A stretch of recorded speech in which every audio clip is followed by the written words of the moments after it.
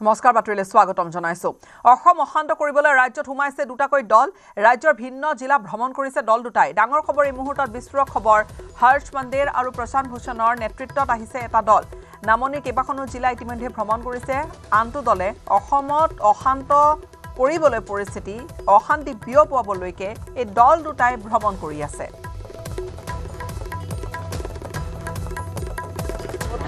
অশান্তি বিয়পাবলৈ কেইজনমান বিশেষ ব্যক্তিয়ে গোটেই অসমখনত ভ্ৰমণ কৰি আছে। আমাৰ হৰ্ষ মন্দৰ আৰু প্ৰশান্ত ভূষণ তেওঁলোকে অসমৰ বিভিন্ন স্থানত গৈছে যোৱাকালিৰ পৰা। আৰু আন এটা গ্ৰুপ এই ধৰণৰ ব্যক্তিৰে আন এটা গ্ৰুপ জহাৰ চিৰকাৰ আৰু ৱাজেদ হবিবুল্লাহ, ফায়াজ শাহিন এই ধৰণৰ ব্যক্তিসকলে যোৱাকালিৰ পৰাও নামনি অসমৰ বিভিন্ন জিলাত ভ্ৰমণ কৰি আছে। তেওঁলোকে কেৱল সংখ্যালঘু সম্প্ৰদায়ৰ নেতাসকলক লগ পাইছে, জামাতি ইছলামিক লগ পাইছে। অসমত এটা অশান্তিৰ বাতাবৰণ বিয়পাবৰ কাৰণে NRCৰ সময়ত যেনেকৈ এই ব্যক্তিসমূহ অসমলৈ আহি NRCখন ফেইল কৰিছিলে, তেনেকৈ আৰু এটা প্ৰচেষ্টা আৰম্ভ কৰিছে। আমি তেওঁলোকৰ মুভমেণ্ট আমি প্ৰত্যক্ষ কৰি আছোঁ আৰু তেওঁলোকে NRCৰ সময়ত যি ধৰণে সফল হ'ল, এইবাৰ যাতে সফল হ'ব নোৱাৰে তাৰ বাবে চৰকাৰে কাঢ়া দৃষ্টি ৰাখিছে। আৰু তামোলপুৰত ভয়ংকৰ মৰেল পুলিচিঙৰ ঘটনা, যুৱক নিহত হৈছে। তামোলপুৰৰ বাঙালীপাৰাত 20 আগষ্টত ঘটা সেইটো ঘটনা। এটা দুৰ্ঘটনা ঘটিছিল 20 আগষ্টৰ দিনটোত। দুৰ্ঘটনাটোত মৃত্যু সাবটিছিল অভিষেক দাস নামৰ এজন যুৱকে। একাংশই যুৱকজনৰ দুৰ্ঘটনাটোত মৃত্যু ঘটা বুলি দাবী কৰিছিল পৰিয়ালৰ মতে, কিন্তু এয়া যুৱকজনক হত্যা কৰা হৈছে। যুৱকজনক মাৰ ধৰ কৰি মৰিয়াই হত্যা কৰিছে একাংশ লোকে। আমি সেই দুৰ্ঘটনাৰ সময়ছোৱাৰ দৃশ্যটো দেখুৱাইছোঁ। ঘটনাৰ ঠিক পিছতে দুৰ্ঘটনাটোৰ পিছৰ দৃশ্য এতিয়া ভাইৰেল হৈছে সামাজিক মাধ্যমত আৰু তাত পোহৰলৈ আহিছে কিছু কথা। এখন ই ৰিক্সাক বচাবলৈ গৈ ব্যৱসায়িক প্ৰতিষ্ঠান এখনত খুন্দা মাৰিছিল এই বাহনখনে। বগামাটিৰ পৰা উভতাৰ বাটত বাঙালীপাৰা ভৰালি চকত ঘটিছিল সেই দুৰ্ঘটনা। পৰিয়ালৰ দাবী যে একাংশই ভয়ংকৰভাৱে আক্ৰমণ চলালে যুৱকজনৰ ওপৰত। যুৱকজনৰ মৃত্যু ঘটিছে। তামোলপুৰৰ কচুকাটাত ঘৰ আছিল 23 বছৰীয়া অভিষেক দাস নামৰ যুৱকজনৰ। কেইবাটাও দৃশ্য আমি দেখুৱাইছোঁ আৰু যিটো পৰিয়ালৰ অভিযোগ যে যুৱকজনৰ সেয়া দুৰ্ঘটনাৰ মৃত্যু নহয়, এয়া যুৱকজনক মৰিয়াই হত্যা কৰা হৈছিল। য'ত দুৰ্ঘটনা ঘটিছিল তাৰ পৰা প্ৰায় 50 ফুটমান দূৰত গৈ যুৱকজনক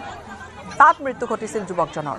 23 বছৰীয়া যুৱকজনৰ ওপৰত মৰেল পুলিচিং চলিছিল, এই অভিযোগ পৰিয়ালৰ লোকৰ। ইতিমধ্যে পৰিয়ালৰ লোক আৰক্ষীৰ দ্বাৰস্থ হৈছে আৰু আৰক্ষীয়ে কেনেদৰে এই ঘটনাৰ তদন্ত কৰে সেয়া লক্ষণীয় হ'ব। যেতিয়া ঘটনাটো হৈ গ'ল, চবে পাব্লিক জমা হৈ গ'ল, চবে মাৰিম ইহঁতক মাৰ কাট বুলি কৈ আছে। চবে মাৰ কাট জমা হৈ গৈছে, সিহঁতক মাৰি পেলাক। নাই, কোনো উদ্ধাৰ কৰাৰ কথাই কোৱা নাই। ৰিকুৱেষ্ট কৰি আছোঁ আমাক দ্বাৰা বাচাওক, এম্বুলেঞ্চ মাতক বুলি আমি কৈ আছোঁ, ৰিকুৱেষ্ট কৰি আছোঁ হাত জৰি সিহঁতক। গাড়ীৰ ভিতৰতে মাৰিছে আমাক, গলে চলে মাৰিছে। এইবিলাক চলাত ধৰি টানিছে আমাক ভিতৰত, বাল্টি লৈ আহিছে মাৰিব। এই ৰিক্সাটো ছাইডতে আছিলে, দোকানৰ ছাইডতে আছিলে। অকস্মাত হৈ গ'ল, ছাইডতে আছিলে, দোকানৰ ছাইডত ৰখি আছিলে। টাৰ্ণিঙত ব্ৰেকটো মাৰা গ'ল, তাতে অকস্মাত হৈ গ'ল। আমি একদম কিবা কৰি বাচিছোঁ ছাৰ, ন্যায় লাগে আমাক। আমি এটাই বিচাৰোঁ, আমিতো লোকক বাচাব নোৱাৰিলোঁ। আমি চকুদি দেখা পাইছোঁ আমি কেনেকুৱা মাৰিছে সিহঁতক গাঁৱৰ মানুহবিলাকে, কিন্তু আমি তাক বাচাব নোৱাৰিলোঁ। কিন্তু আমাক ন্যায় লাগে এতিয়া। আমি লগৰ কাৰণে এটাই বস্তু এতিয়া আনিব পাৰিম বা আমি খুজিব পাৰিম আইনৰ পৰা, আমি ন্যায়টো খুজিব পাৰিম। ন্যায় লাগে আৰু যোনে যোনে মাৰিছে সিহঁতক মোক ফাঁচি লাগে। মোৰ যেনেকুৱা ল'ৰাটো তৰ্পি মৰি আছে, এতিয়া যেনেকৈ মৰি আছে সিহঁতকো সেনেকৈ মাৰিব লাগে। মোৰ চলিটো কি ক্ষতি কৰিছিল সিহঁতে, কাৰোতো একো ক্ষতি হোৱা নাছিল। ক্ষতি নোহোৱাটো সিহঁতে কি আমাৰ মানুহৰ মানৱতা নাই নেকি? মোৰ ল'ৰাটোক ফাঁচিয়ে হ'ব লাগে, অন্য একো নালাগে। যোনে যোনে মাৰিছে আৰু ছাইডত কিয় লৈ যাই মাৰিব লাগে? মোৰ ল'ৰাটো যেনেকৈ মৰিছে সেনেকৈ ফাঁচি হ'ব লাগে, ফাঁচিয়ে লাগে, মোক ন্যায় লাগে। যিখন নেকি ওচৰতে ই ৰিক্সা আছিলে, এই ৰিক্সাখনৰ ফলত এই দুৰ্ঘটনাটো হোৱা বুলি জানিব পৰা যায় আৰু সেই সময়তে আমাৰ ভতিজা যিহেতু সুস্থ অৱস্থাত আছিলে তেখেতে চান্দুফেদি ওলাই আহে আৰু চান্দুফেদি ওলাই অহাৰ পিছতে তাতে থকা যিখিনি স্থানীয় উদন্ত যুৱক সেই উদন্ত যুৱকে তেওঁক বহুত বেয়াকৈ মাৰধৰ কৰে আৰু মাৰধৰ কৰাৰ ফলত তেখেতক একদম সম্পূৰ্ণৰূপে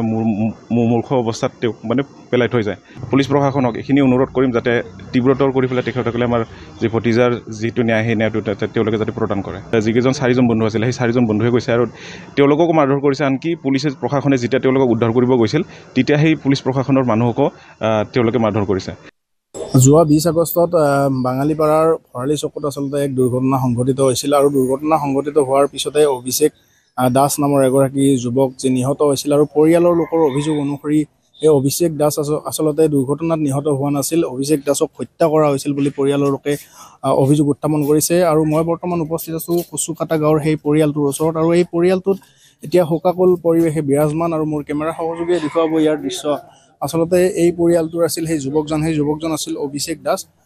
বাঙালীপাৰাৰ ভৰালি চকত যি দুৰ্ঘটনা সংঘটিত হৈছিল দুৰ্ঘটনা সংঘটিত হোৱাৰ পিছতে আচলতে অভিষেক দাস নামৰ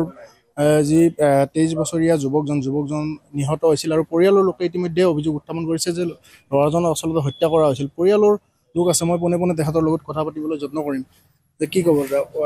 হত্যা কৰা হৈছিল এইটো মৰ্মান্তিক ঘটনা তেওঁক পৰিকল্পিতভাৱে হত্যা কৰা হৈছে কাৰণ যিডোখৰ ঠাইত নেকি আমাৰ দক্ষীজন আছিল সেই ঠাইৰ পৰা দুৰ্ঘটনা য'ত ঘটিছিল তাৰ পৰা 50 ফুটমান নিলগত ল'ৰাজনক মানে জংগলৰ মাজত নি হত্যা কৰা হৈছিল আপোনালোকে এজাহাৰ দিছে আমি এজাহাৰ দিছোঁ আৰু আমি আমাৰ আৰক্ষী প্ৰশাসনক ইয়াৰ উচিত তদন্ত কৰিবৰ কাৰণে আহ্বান জনাইছোঁ ঘটনাটো মানে আমাৰ নাতি অভিষেক দাস তেওঁৰ বন্ধু 4জনৰ সৈতে বগামাটিলৈ গৈছিল আৰু বগামাটিৰ পৰা আহিবৰ সময়ত আনুমানিক 3:30 বজাৰ ভিতৰত আমাৰ পুৱাকপুৰ আৰক্ষী চকীৰ অন্তৰ্গত ভৰালি চক নামৰ ঠাইত গাড়ীখন দুৰ্ঘটনাত পতিত হয় দুৰ্ঘটনাত পতিত হোৱাৰ পিছত আমাৰ নাতি অভিষেক আছিল তেওঁ চালক আৰু গাড়ীৰ মালিক তেওঁ খিৰিকীবিলাক দৰ্জাবিলাক বন্ধ হৈ যোৱাৰ কাৰণে চান্দুফেদি ওলাই আহি নিজৰ গাড়ীখন অলপ নিৰীক্ষণ কৰি আছিল তৎমুহূৰ্ততে যিখন দোকানত খুন্দা মাৰিল আৰু যিখন ই-ৰিক্সাত খুন্দা মাৰিল সেই মালিক দুজনে আহি তেওঁক লগে লগে মাৰপিট কৰিলে অকল মাৰপিট কৰাই নহয় তাত লগে লগে যেতিয়া মানুহৰ জুম পাতিল তেওঁলোকে অলপ নিৰাপদ ঠাইত জংগলত য'ত নেকি মানুহে দেখা নাপায় সেনেকুৱা ঠাইত নি তেওঁক ৰ'দেৰে ডিঙিত কোবাই এই ডিঙিটো একদম মানে হেৰি কৰি দিছে নষ্ট কৰি দিছে উশাহ ল'ব নোৱাৰাকৈ আৰু তাতে তেওঁলোকে মুমূৰ্ষ অৱস্থাত পেলাই থৈ আহি এই গাড়ীখনত যি 4গৰাকী বন্ধু আছিল সেই 4গৰাকী বন্ধুকো হত্যাৰ ভাবি কৰি দিয়ে তেওঁলোকৰ ভাষ্য এনেকুৱা বন্ধুসকলে কোৱা মতে যে এজনক শেষ কৰি দিলোঁ এতিয়া বাকী তোমালোকক 4জনকো এতিয়া শেষ কৰিম তাৰ পাছতে আৰক্ষী আহি পায় আৰু আমাৰ অভিষেক নাতিক লগতে আমাৰ যি তেওঁৰ 4গৰাকী বন্ধুক দৰ্জা ভাঙি তাৰ পৰা উদ্ধাৰ কৰি শুৱাকপুৰ আৰক্ষী চকীলৈ লৈ আহে জানিব পৰা মতে সেই স্থানত আৰক্ষী আছিল আৰক্ষী থকাৰ পিছতো এনেধৰণৰ ঘটনা সংঘটিত হ'বলৈ পালে নেকি হয়তো এনেকুৱা হ'ব পাৰে যে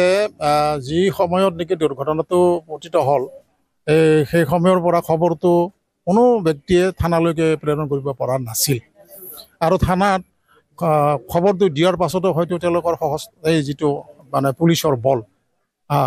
এই পুলিচৰ বলৰ হয়তো সেইখিনি সময়ত নাছিল কাৰণে অলপ যোৱাত তেওঁলোকৰ পলম হ'ব পাৰে কিন্তু ভোটাৰ তালিকাত নাথাকিব উচ্ছেদিতৰ নাম ডাঙৰ খবৰ এই মুহূৰ্তত উজনি আৰু উত্তৰ অসমত সোমাব বিচাৰে উচ্ছেদিতসকল নামনি আৰু মধ্য অসম বচাব নোৱাৰিলো বুলি মন্তব্য মুখ্যমন্ত্ৰীৰ উজনি আৰু উত্তৰ অসমক ৰক্ষা কৰাৰ চেষ্টা চৰকাৰৰ মুখ্যমন্ত্ৰীৰ তাৎপৰ্যপূৰ্ণ মন্তব্য যিটো জাগাৰ পৰা উচ্ছেদিত হৈছে তেওঁলোকৰ নাম ভোটাৰ তালিকাত নাথাকে তেওঁলোকৰ যিটো মডাছ অপাৰেণ্ডি সেইটো হ'ল উজনি আৰু উত্তৰ অসমত তেওঁলোক সোমাব খোজে আমি চেষ্টা কৰিছোঁ যাতে নামনি আৰু মধ্য অসমৰ দৰে উজনি আৰু উত্তৰ অসমখনো শেষ হৈ নাযায় নামনি আৰু মধ্য অসমটো আমি বচাব নোৱাৰিলোঁ আমাৰ প্ৰজন্মৰ তাৰ আগৰ প্ৰজন্মই বিফল হ'ল এতিয়া আমাৰ প্ৰচেষ্টাটো হ'ল যে অন্তত উজনি আৰু উত্তৰ অসম আমি বচাব লাগে উচ্ছেদৰ লগে লগে নিশ্চিতভাৱে ভোটাৰ তালিকাৰ পৰাও নাম কৰ্তন হ'ব পৰিত্যক্ত অৱস্থাত থকা বটদ্ৰৱা প্ৰাথমিক স্বাস্থ্য কেন্দ্ৰৰ পৰা চুৰি হৈছিল এনআৰচিৰ সেই নথি পত্ৰবোৰ যিবোৰ নথি পত্ৰ উদ্ধাৰ কৰা হৈছিল নিকা বিভিন্ন অসামাজিক কাৰ্যৰ তাত ঘাটিত পৰিণত হোৱা এই স্বাস্থ্য কেন্দ্ৰটোৰ দৰ্জা খিৰিকীও আনকি উন্মুক্ত হৈ আছে তাত দৰ্জা খিৰিকী বুলিবলৈ একো নাই চৰকাৰী নথি পত্ৰ কাগজ পত্ৰ কেনেকৈ ৰখাৰ ব্যৱস্থা হৈছিল চাওক এনআৰচিৰ গুৰুত্বপূৰ্ণ নথি পত্ৰ থোৱা ট্ৰাংক আলমিৰা উদ্ধাৰ কৰা হৈছে ভঙা অৱস্থাত ইয়াৰে কিছু নথি পত্ৰ জ্বলাই পেলাইছে আনকি দুষ্কৃতিকাৰীয়ে একাংশ লোকে স্বাস্থ্য কেন্দ্ৰটোত খেৰ মাছ ধৰা সঁজুলি আদি থোৱাও দেখা গৈছে এনআৰচিৰ নথি পত্ৰৰ দায়িত্বত আছিল দীপাংকৰ বৰা কোনোদিনে স্বাস্থ্য কেন্দ্ৰটোলৈ অহাই নাছিল হেনো গুৰুত্বপূৰ্ণ দায়িত্বত থকা দীপাংকৰ বৰা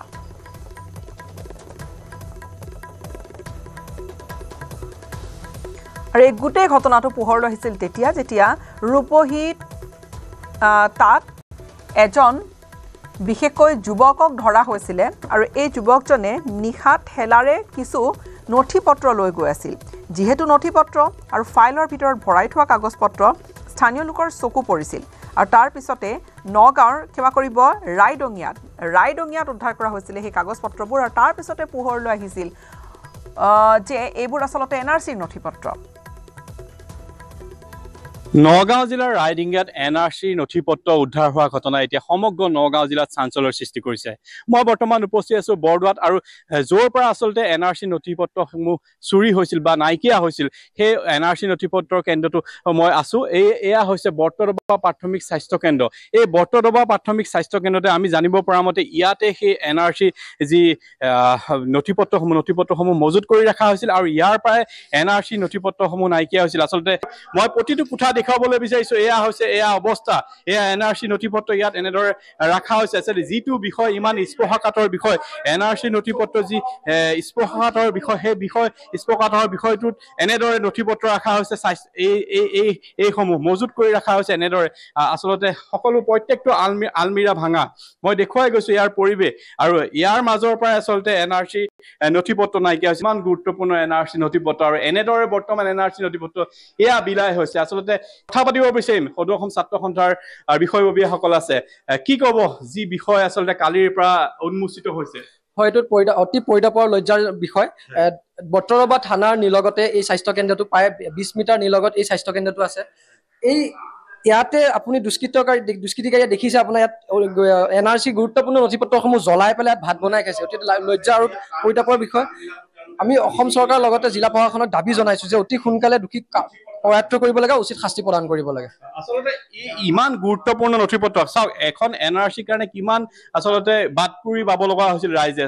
আৰু এনে ধৰণৰ গুৰুত্বপূৰ্ণ নথি পত্ৰ এনেদৰে ৰাখিব পাৰে জানো নোৱাৰে সম্পূৰ্ণ দায়িত্ব জ্ঞানহীনতাৰ ফল ইয়াৰ আপোনাৰ জিলা প্ৰশাসনৰ লগতে স্থানীয় প্ৰশাসনৰ দায়িত্ব জ্ঞানহীনতাৰ ফলতে এনে কাৰ্য সংঘটিত হ'ব পাৰিছে এটা লজ্জাৰ আৰু প্ৰশাসনৰ বাবে অতি লজ্জাৰ বিষয় আৰু এই ক্ষেত্ৰত আমি চৰকাৰৰ অতি সোনকালে তাৎক্ষণিক পদক্ষেপ বিচাৰিছো ধন্যবাদ এই যি স্বাস্থ্য কেন্দ্ৰটো আমি জানিব পৰা মতে স্বাস্থ্য কেন্দ্ৰটো এতিয়ালৈকে মুকলি হোৱা নাই কিন্তু ইয়াত আচলতে কোনে এনে ধৰণৰ কাম কৰিব পাৰে বুলি ভাবে আপুনি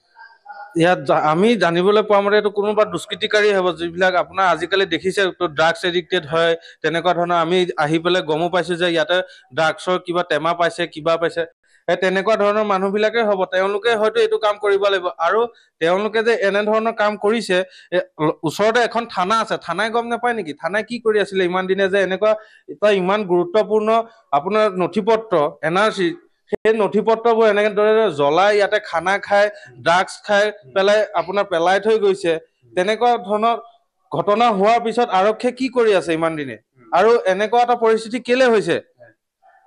আৰু এটা কথা ক'ব লাগিব যে এই যি নথিপত্ৰসমূহ কালি যিসমূহ লৈ গৈছিলে তেওঁলোকৰ মাজৰ পৰাই চাগে কোনোবাই লৈ গৈছে হয় তেওঁলোকৰ মাজৰে কোনোবা হ'ব লাগিব আমিতো জানা মতে গম পাইছো যে তেওঁলোকৰ কোনোবা এজনে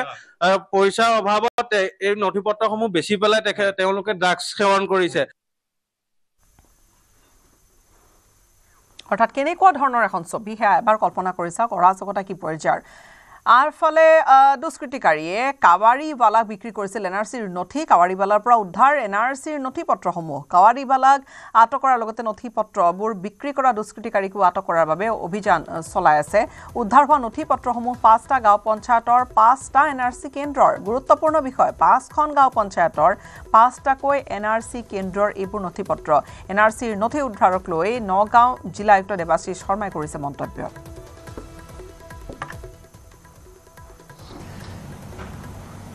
2019 এই কাগজখিনি সংৰক্ষণ কৰিবলৈ ৰখা হৈছিলে 2022 এটা নতুন জাগালৈ নিয়া হ'ল 2022 পৰা আজি 2025 হ'ল তাৰ মাজতে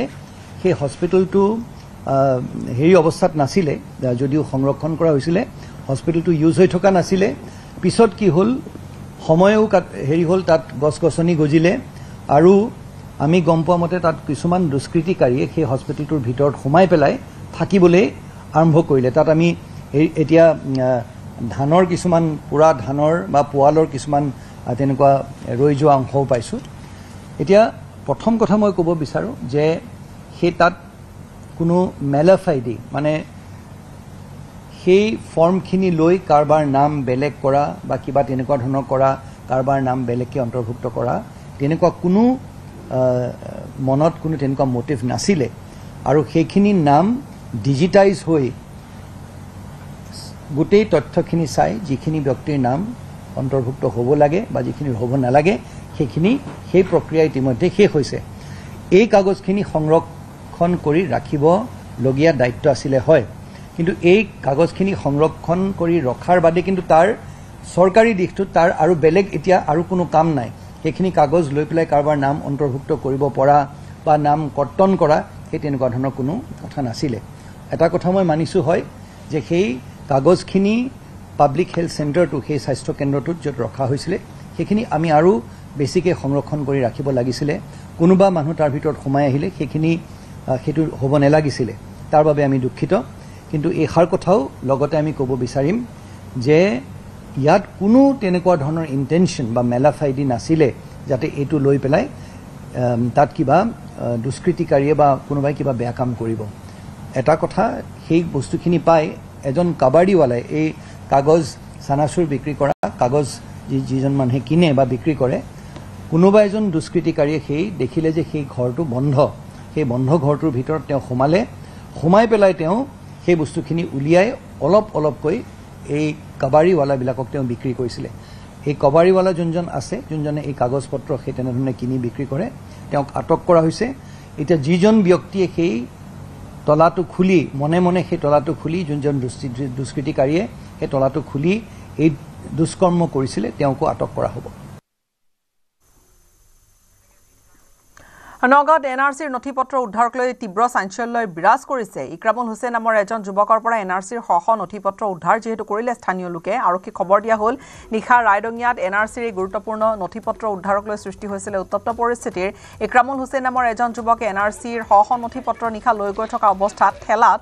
উদ্ধাৰ কৰিছিল স্থানীয় লোকে উদ্ধাৰ হোৱা এই নথিপত্ৰখিনি ধিং ৰাজচক্ৰ বিষয়াৰ কাৰ্যালয়ৰ বুলি সন্দেহ হৈছিল ৰাইজৰ ইপিনে ধিং ৰাজচক্ৰ কাৰ্যালয়ৰ পৰা কোনো নথিপত্ৰ হৰলুকি হোৱা নাই বুলি দাবী কৰিছিল ধিং চক্ৰ বিষয়া সৌৰভ দাসে পৰৱৰ্তী ঘটনাস্থলীত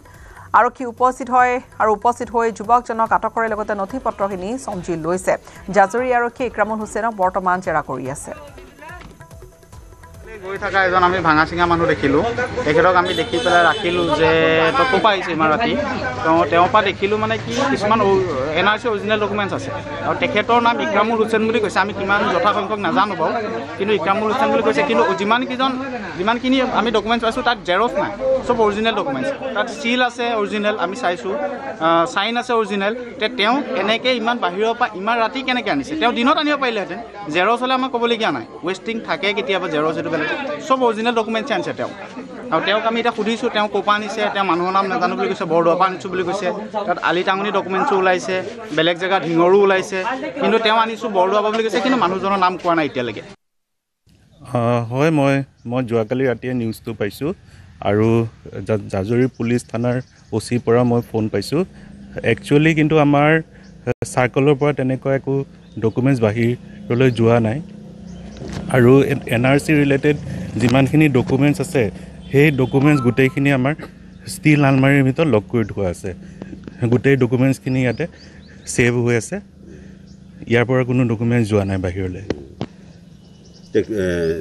ক'ৰ পৰা গৈছে আচলতে ধিং চক্ৰৰ য'ত নেকি চহী আছে গোটেইখিনি ধিং চাৰ্কুলৰ বুলি চহী আছে গতিকে বেলেগত তেনেকুৱা কেন্দ্ৰত আছে নেকি একচুৱেলি ইয়াতে বৰ্তমান এনআৰচিত কাম কৰা কোনো তেনেকৈ ষ্টাফ নাই আৰু এনআৰচি প্ৰক্ৰিয়াটো যিহেতু শেষ হৈ যোৱা অলমষ্ট 6 বছৰ হৈ গ'ল গতিকে তেনেকুৱা কোনো ষ্টাফ নাই, কিন্তু এজন DPS থকা বুলি গম পাইছোঁ। গতিকে DPSজনক মই যোৱাকালি ফোন কৰি মাতি পঠিয়াইছোঁ। DPSজন আজি আহি তেওঁ উপস্থিত হ'ব, তাৰপিছতে গোটেইখিনি গম পোৱা যাব। আজি এই লাখ লাখ টকা খৰচ কৰি পেলাই যি NRCখন প্ৰস্তুত কৰিছে আৰু যে তাত মানে ৰাইজে ইমান কষ্ট কৰি পেলাই যিখিনি ডকুমেণ্ট ছাবমিট কৰিছিল বা যিটো মূল হাতে লিখা কপিখন আছে, এই কপিখিনি প্ৰায় শ কপি আজি ৰাইডিঙত ওলাইছে। কিন্তু NSK চেণ্টাৰৰ যিখিনি বিষয়া আছে বা NRC অফিচাৰৰ যিবিলাক বিষয়া আছে, তেওঁলোকৰ ব্যৰ্থতাৰ ফলত আজি এই পৰিত্যক্ত ঘৰত এই কাগজ মূল্যৱান কাগজখিনি ৰাখিছিল আৰু তাৰ পৰা চুৰি হৈছে। ইয়াৰ কাৰণে আজি আমাৰ যিটো NRCৰ অফিচাৰ আছে তেওঁলোকে দায়ী। আপুনি টিমখিনি আপুনি চোৱাৰ কথা কৈছে, মই যেতিয়া খবৰ পাইছোঁ মই আহি আছোঁ, মই খবৰ পায়েই মই লগালগ আহিছোঁ। চুৰ কৰি নিয়াৰ পিছত আপুনি আহিছে, কিন্তু আগতে ইমানখিনি উন্মত্তভাৱে থোৱা বস্তুখিনি আপুনি কোনোদিন নাভাবিলে যে এইখিনি বস্তু চুৰ হ'ব বা এনেধৰণে এটা থোৱা ইমান গুৰুত্বপূৰ্ণ নহয়। যদি আমি গম পাওঁ তেন্তে ইনিচিয়েটিভ লওঁৱেই। 3 বছৰ মূৰত এদিন আহিছে, 3 বছৰ হ'ল ইয়াত বস্তু ৰখা, তাৰ এদিন আহিবলৈ কৈছে আপুনি দায়িত্ব গ্ৰহণ কৰি আছে, কি ক'ব নিজকে কওক। নহয়, ইয়াৰ আগতে আমাৰ CPS আছিলে, এটা চাৰ্কুলত এজন CPS থাকে, তাৰ পিছত মই DPS হিচাপে থাকোঁ। ইয়াৰ সৈতে বিদায় লম, নমস্কাৰ।